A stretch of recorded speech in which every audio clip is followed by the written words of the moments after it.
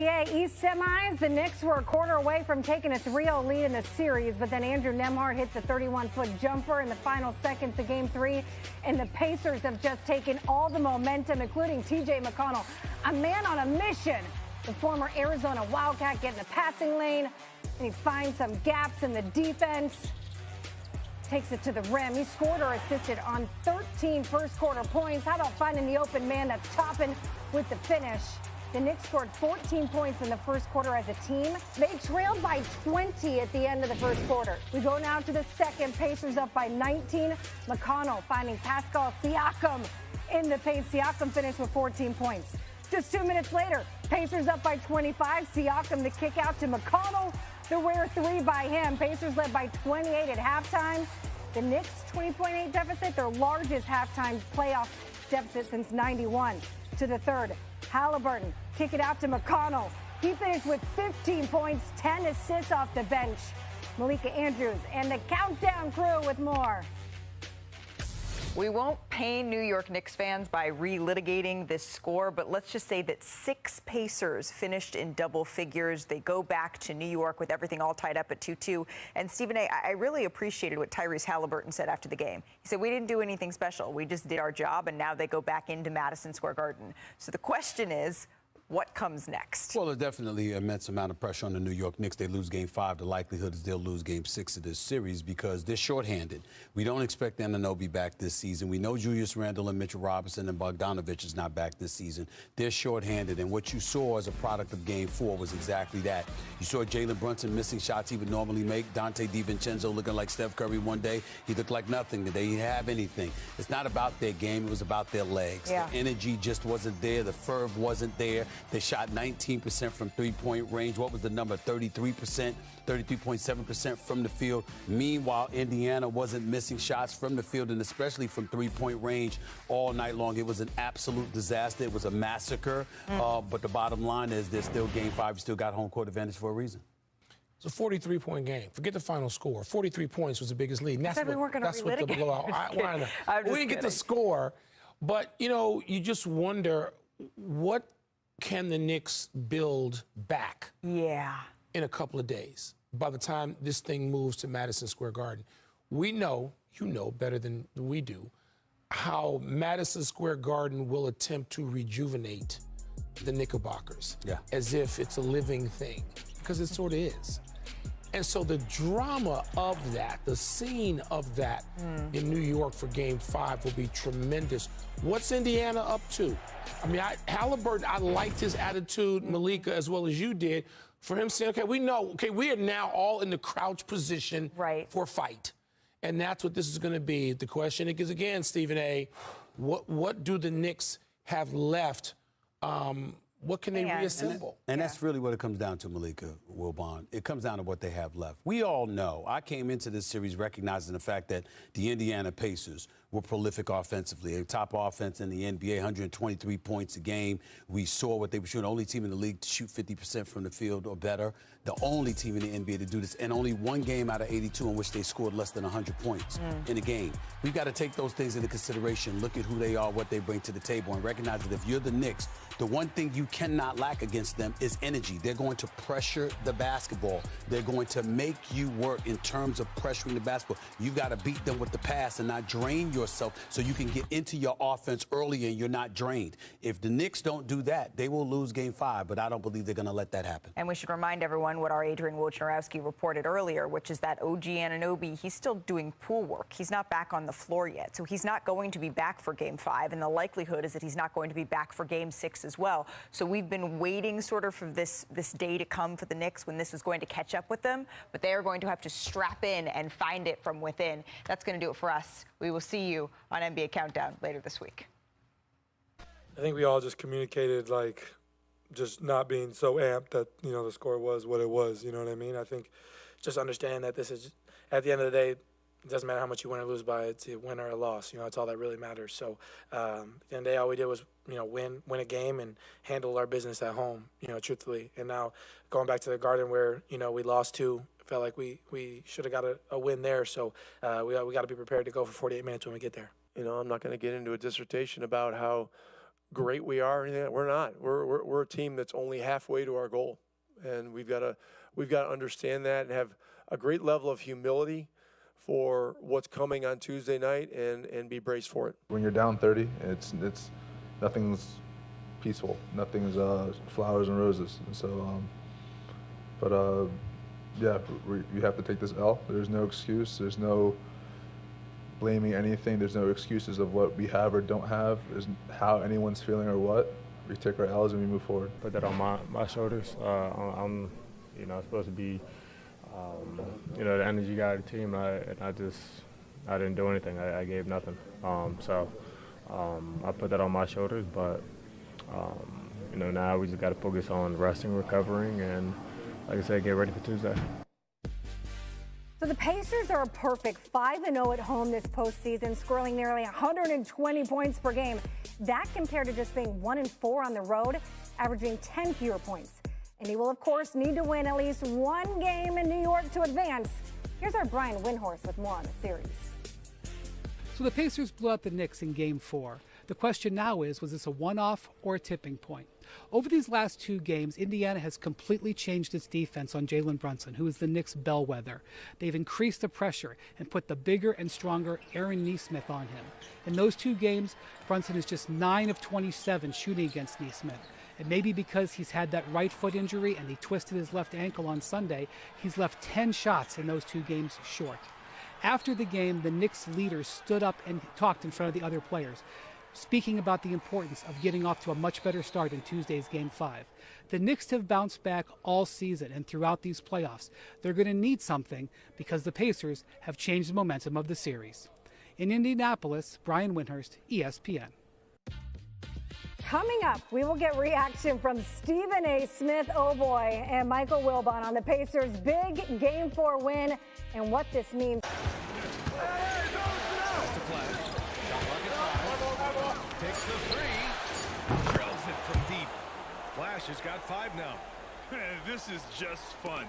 These teams are trading threes back and forth. Nothing like answering back.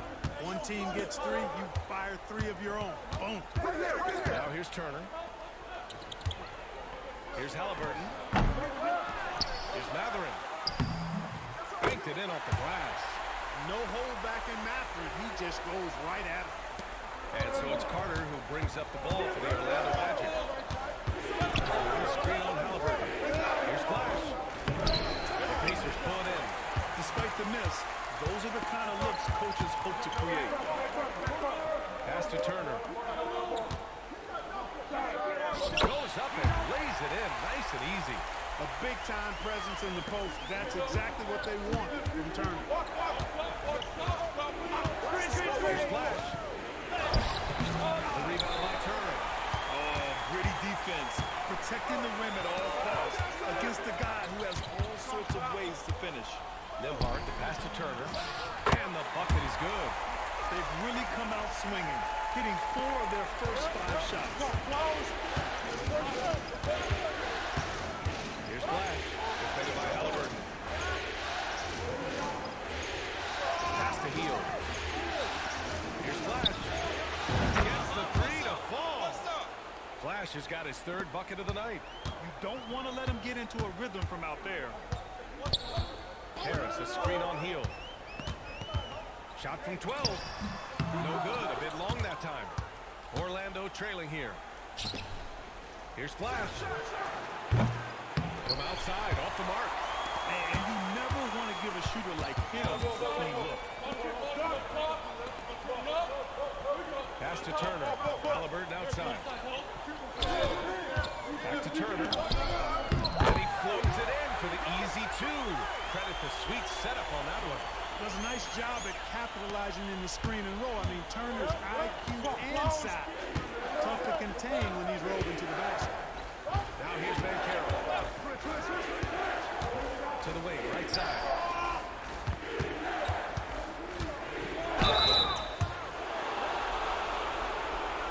And a look at how the offensive approach has been going so far for Indiana. Ever since this game started, they've been attacking on the inside, looking for ways to bust up the defense and get high percentage looks. One other thing they've done really well, moving the ball around. They've done a nice job not settling for that initial option and making that extra pass. The Pacers making a switch here. McConnell's checked in. Finney Smith checked in for Orlando. Just a flash. Shot clock at 5. Takes the 3. Drills it from deep. Flash has got 5 now. This is just fun. These teams are trading threes back and forth. Nothing like answering back. One team gets 3, you fire 3 of your own. Boom. Now here's Turner. Here's Halliburton. Here's Matherin. Banked it in off the glass. No hold back in Matherin. He just goes right at it. And so it's Carter who brings up the ball for the Orlando Magic. Screen on Halliburton. Here's Flash. Pacers pull it in. Despite the miss, those are the kind of looks coaches hope to create. Pass to Turner. Goes up and lays it in nice and easy. A big-time presence in the post. That's exactly what they want from Turner. Here's Flash. The rebound by Turner. Oh, gritty defense. Protecting the rim at all costs against a guy who has all sorts of ways to finish. Nembhard, the pass to Turner. And the bucket is good. They've really come out swinging, hitting 4 of their first 5 shots. Here's Flash, defended by Halliburton. Pass to Hield. Here's Flash. Gets the 3 to fall. Flash has got his 3rd bucket of the night. You don't want to let him get into a rhythm from out there. Harris, a screen on Hield. Shot from 12. No good, a bit long that time. Orlando trailing here. Here's Flash. From outside, off the mark. And you never want to give a shooter like him any look. Pass to Turner.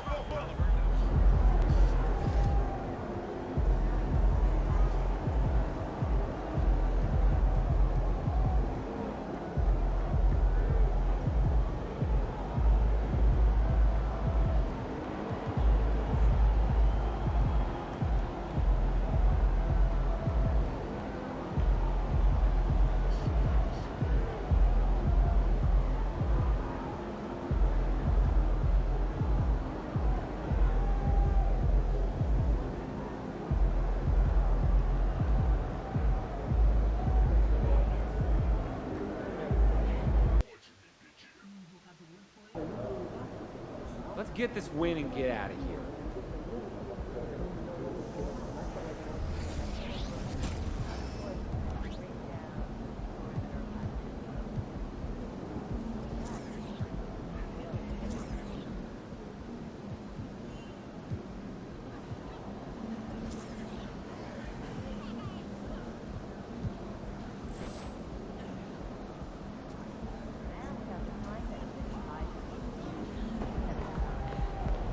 Let's get this win, MP.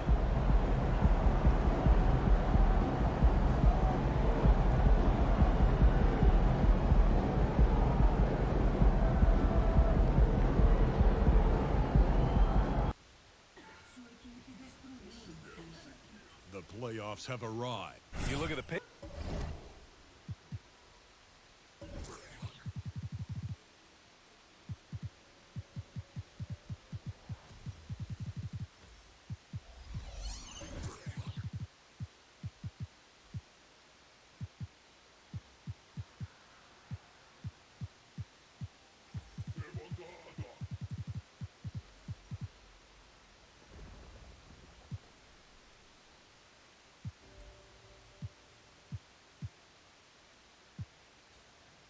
Pacers, they had a great season and are expected to control their destiny in this series. I'll tell you what, it'd be a shock if they didn't run through this series. With that said, we know anything can happen in the postseason. A look at Orlando's opening lineup.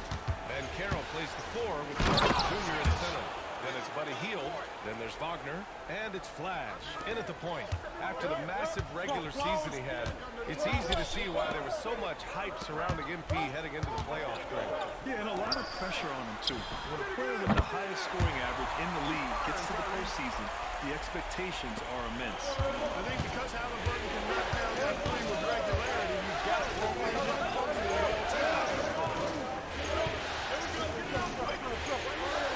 against Mather.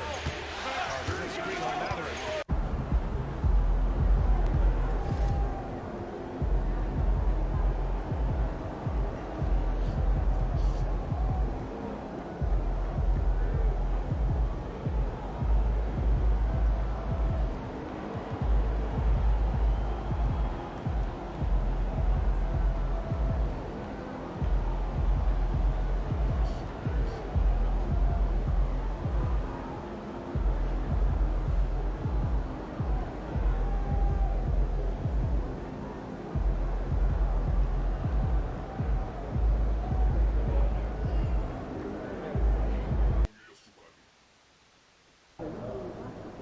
Let's get this win and get out of here.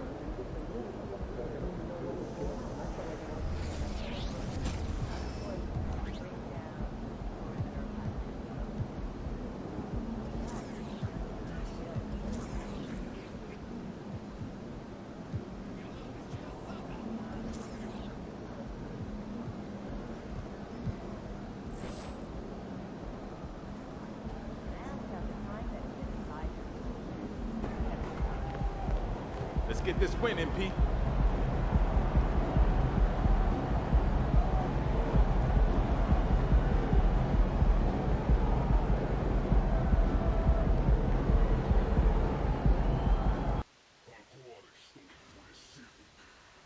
The playoffs have arrived. You look at the